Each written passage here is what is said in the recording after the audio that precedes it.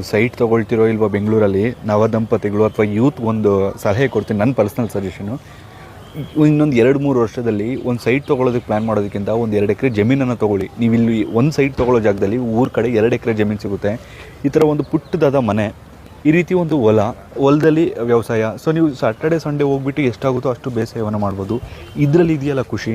So ಈ ಖುಷಿ ನಿಮಗೆ ಈವನ್ UB ಸಿಟಿಯಲ್ಲಿ ಒಂದು ಪೆಂಟ್ ಹೌಸ್ ತೊಗೊಂಡ್ರು ಕೂಡ ಇಷ್ಟು ಖುಷಿ ಬರೋದಿಲ್ಲ.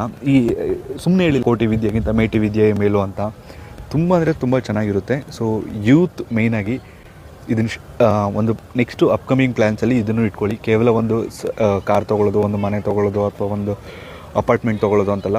ಅದಾದಮೇಲೆ ನೆಕ್ಸ್ಟ್ ಏನಾದರೂ ಇತ್ತು ಅಂದರೆ 1 ಎಕರೆ ಅಥವಾ 2 ಎಕರೆ ಕನಿಷ್ಠ ಒಂದು ವ್ಯವಸಾಯದ ಭೂಮಿ ಇರಲಿ. ಸ್ಯಾಟರ್ಡೆ ಸಂಡೇ ಹೋಗ್ಬಿಟ್ಟು ನಿಮ್ಗೇನು ಬೇಕೋ ಅಲ್ಲಿ ನೀವೇನು ಭತ್ತ ಬೆಳೆದು ಅದನ್ನು ಮಾರಿ ಅಥವಾ ಹೂವನ್ನ ಬೆಳೆದು ಅದನ್ನು ಮಾರಿ ಅಂತಲ್ಲ, ನಿಮ್ಮ ಮನೆಗೆ ಏನು ಬೇಕೋ ಸಾವಯವವಾಗಿ ಅಲ್ಲಿ ಬೆಳ್ಕೊಳ್ಳಿ.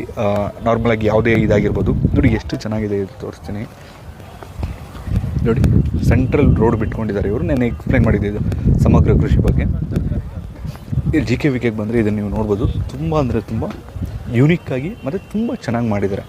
ಸೊ ಯಾರಾದರೂ ವ್ಯವಸಾಯ ಮಾಡೋರಿದ್ದರೂ ಕೂಡ ಈ ಥರ ಪ್ಲ್ಯಾನ್ ಮಾಡ್ಕೊಳ್ಳಿ. ಮತ್ತು ಮಿಸ್ ಮಾಡದೆ ನೀವು ಕೂಡ ಮುಂದಿನ ದಿನಗಳಲ್ಲಿ ಜಮೀನನ್ನು ತೊಗೊಳ್ಳಿ. ಸೊ ಜಮೀನು ತೊಗೊಳ್ಳೋ ನಿಮ್ಮ ಫ್ರೆಂಡ್ಗೆ